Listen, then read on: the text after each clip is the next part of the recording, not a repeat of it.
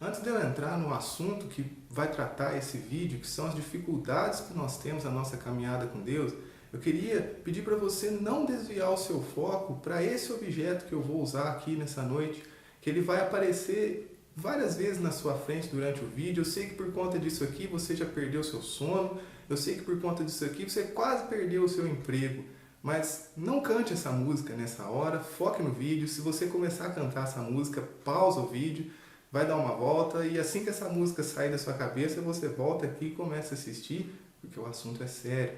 Eu queria falar sobre algumas dificuldades que nós enfrentamos na nossa caminhada com Deus. Me mandaram lá no Instagram algumas que eu gostaria de compartilhar com vocês. A primeira é assim: dificuldade em aceitar a vontade de Deus. A partir do momento que eu entrego a minha vida para Jesus, logo conscientemente eu estou dizendo para Ele que eu aceito fazer a vontade dEle, aquilo que Ele deixou escrito na palavra dEle como mandamentos para que eu cumpra. Mas eu entendo essa pergunta também da seguinte forma, que nem sempre aquilo que Deus quer para a nossa vida é aquilo que nós queremos. Existem dois textos, Mateus 7,11, que diz assim: se vós, pois sendo maus, sabeis dar boas coisas aos vossos filhos, quanto mais o vosso Pai que está nos céus dará bens aos que lhe pedirem.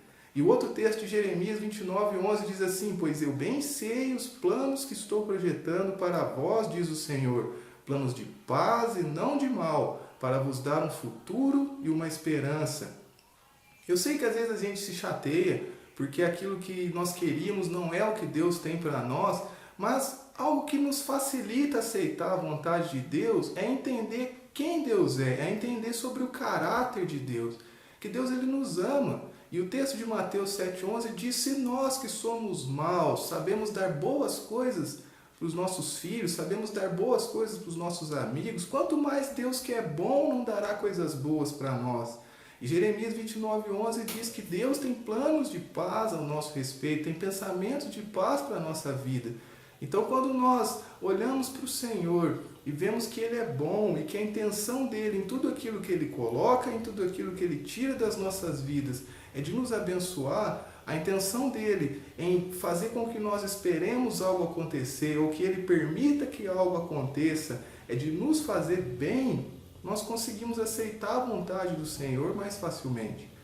Uma outra pergunta, uma outra coisa que colocaram lá, é a dificuldade entre discernir o que é imposto por homens e os princípios bíblicos. Infelizmente existe muito isso hoje. As pessoas tomam coisas como erradas para elas e querem tornar isso uma doutrina, querem tornar isso um princípio bíblico e fazer com que todas as pessoas cumpram aquilo. Para isso nós temos um texto em Atos 17,11. Atos 17,11 que diz assim: ora, os bereanos foram mais nobres do que os que estavam em Tessalônica, porque de bom grado receberam a palavra, examinando cada dia nas Escrituras se estas coisas eram assim. Paulo ele foi pregar em Tessalônica e ele faz um elogio aos bereanos, porque enquanto Paulo pregava aos bereanos, os bereanos examinavam nas Escrituras se aquilo que Paulo dizia estava correto. Então, qual que é a melhor maneira de você lidar com isso? Se aquilo que as pessoas têm pregado como verdade é algo que você deve seguir ou não? Vá procurar na Bíblia. Até mesmo esse vídeo aqui que você está assistindo, tudo isso que eu estou falando, vai para a Bíblia, vai ver se aquilo que eu estou falando é verdade. Se você encontrar aquilo que eu ou qualquer outra pessoa estiver falando na palavra de Deus, cumpra, porque é um princípio de Deus. Agora, se você não encontrar aquilo na Bíblia, não vale a pena, não cumpra, porque não é um princípio, não é algo que Deus tem para a sua vida. Outra coisa que colocaram lá, uma dificuldade na caminhada cristã é retornar após um afastamento. Olha que interessante esse texto de Eclesiastes, capítulo 4, versículo 9 ao 12. Diz assim: melhor é serem dois do que um, porque tem melhor paga do seu trabalho. Porque se um cair, o outro levanta, o seu companheiro. Mas ai do que estiver só, pois caindo não verá outro que o levante. Também se dois dormirem juntos, eles se aquentarão, mas um só como se aquentará? E se alguém quiser prevalecer contra um, os dois lhe resistirão. O cordão de 3 dobras não se quebra tão depressa. Esse princípio ele é importante tanto para você que está caminhando com Deus, como para você que se afastou, mas deseja voltar. A Bíblia diz que é melhor serem dois do que um. Por experiência, por vivência, várias vezes eu precisei de pessoas para que eu pudesse continuar firme com Deus. Várias vezes eu precisei de um abraço, eu precisei de uma palavra. E se a gente tentar fazer tudo sozinho, dificilmente a gente vai conseguir. Eu acredito que a gente não consiga, porque Deus já nos colocou para viver em família, para nos ensinar que nós dependemos uns dos outros. Então, se você deseja voltar, se você se afastou por algum tempo, procure ajuda, procure alguém que ore por você, procure alguém que te acompanhe para ir nos cultos, para buscar mais a Deus. E se você está caminhando com Deus, mas não tem ninguém que caminhe ao seu lado, procure alguém para caminhar com você, para que você não seja pego de surpresa e de repente não tenha para quem pedir ajuda e saia do caminho. Outra coisa, uma dificuldade em fazer as coisas por amor. Essa é uma coisa interessante que não só no que diz respeito à palavra de Deus, mas na nossa vida geralmente a gente começa tudo com empolgação. Para você pensar, você começa um novo trabalho, aquilo é uma empolgação, você se dedica, você começa qualquer coisa na sua vida, você dá o seu melhor, só que o nosso comportamento natural é tornar aquilo um hábito, é tornar aquilo algo comum. Agora vamos ver o que Jesus diz a respeito de tornar a vida cristã algo comum, de tornar o serviço a Ele algo comum. Lá em Apocalipse, capítulo 2, versículos 4 e 5.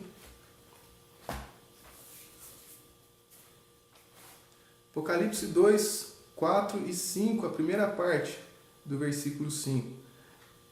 Tenho, porém, contra ti que deixaste o teu primeiro amor, Lembra-te, pois, de onde caíste e arrepende-te e pratica as primeiras obras. Essa igreja, que Jesus está dizendo isso, é a igreja de Éfeso. E a igreja de Éfeso, Jesus reconhece que eles eram pessoas que trabalhavam. Veja o versículo 2. Eu sei das tuas obras, o teu trabalho, a tua paciência, que não pode sofrer os maus, que pusesses a prova os que dizem ser apóstolos e não são, e tu os achasses mentirosos. Ou seja, Jesus reconhecia que a igreja de Éfeso era uma igreja operosa. Porém, o problema da igreja de Éfeso foi qual? Que eles deixaram o primeiro amor. Eles caíram no erro que muitos de nós caímos, que é quando nós nos convertemos, nós fazemos tudo por amor, nós amamos o Senhor, nós somos os primeiros a chegar no culto, os últimos a sair, nós fazemos aquilo com maior intensidade do nosso coração, porque uma coisa é certa, Jesus ele olha a motivação do nosso coração naquilo que a gente faz. E Jesus repreende eles e fala, olha, se você acionou o modo mecânico, volte aonde você caiu, arrependa-te. Veja o momento na sua vida onde você começou a tornar as coisas de Deus comuns. Veja o momento na sua vida onde você começou a fazer simplesmente por mera obrigação. E peça perdão ao Senhor, peça que Ele te ajude e volte a fazer aquilo por amor. Comece a lembrar, pense todos os dias no que Jesus fez por você. Pense todos os dias na morte, no preço que Ele pagou pela sua vida. A palavra de Deus diz que o amor de Cristo nos constrange. Lembre do amor dele por você todos os dias. Quando você colocar o seu pé dentro da igreja, se você tem essa oportunidade, fala, Senhor Jesus, que privilégio eu tenho de estar aqui. Como eu sou amado por ti por poder estar aqui. Quando você acordar de manhã, fala, Senhor Jesus, o Senhor me deu a vida, eu quero viver esse dia por amor a ti.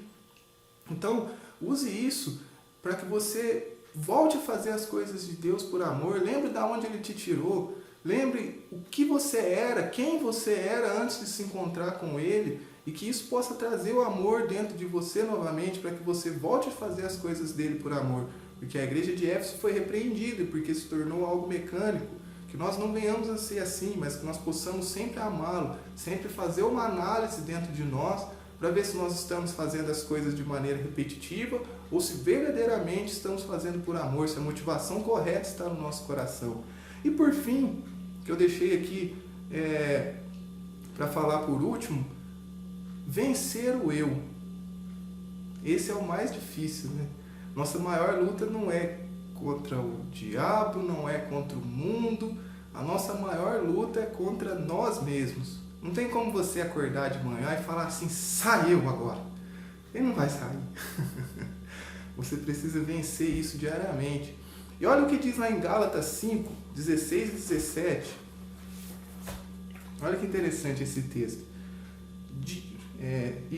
Digo, porém, andai em espírito e não cumprireis a concupiscência da carne, porque a carne cobiça contra o espírito e o espírito contra a carne, e estes opõem-se um ao outro para que não façais o que quereis.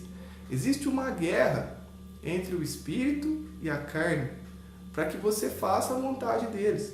E aqui quando eu digo, o texto está falando a respeito da carne, é para que você satisfaça os seus desejos pecaminosos. Mas como eu venço o eu? Não é fácil, não é uma coisa que você consegue fazer tão facilmente, mas não é impossível. É totalmente possível, porque a palavra de Deus nos chama a ser santos. E se ela nos chama a ser santos, é porque é possível ser. Salmo 119:11 diz o quê? Escondi a tua palavra no meu coração para eu não pecar contra ti. O ato de esconder a palavra no seu coração representa o quê? Representa uma decisão tomada na minha alma.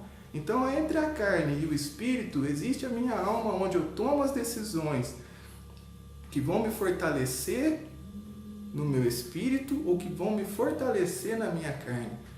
Então, apesar de não ser algo fácil, cabe a você decidir o que você quer fortalecer, a quem você tem dado ou ao que você tem dado seus ouvidos, a quem ou onde você tem colocado seus olhos, que tipo de pensamentos você tem alimentado. Na guerra entre o espírito e a carne, na guerra contra o nosso eu, o que vai determinar a vitória não é o poder de Deus, porque Ele tem todo o poder, mas aquilo que você alimenta. Se você tem alimentado a sua alma com coisas que vão favorecer o espírito, você vai vencer a sua carne.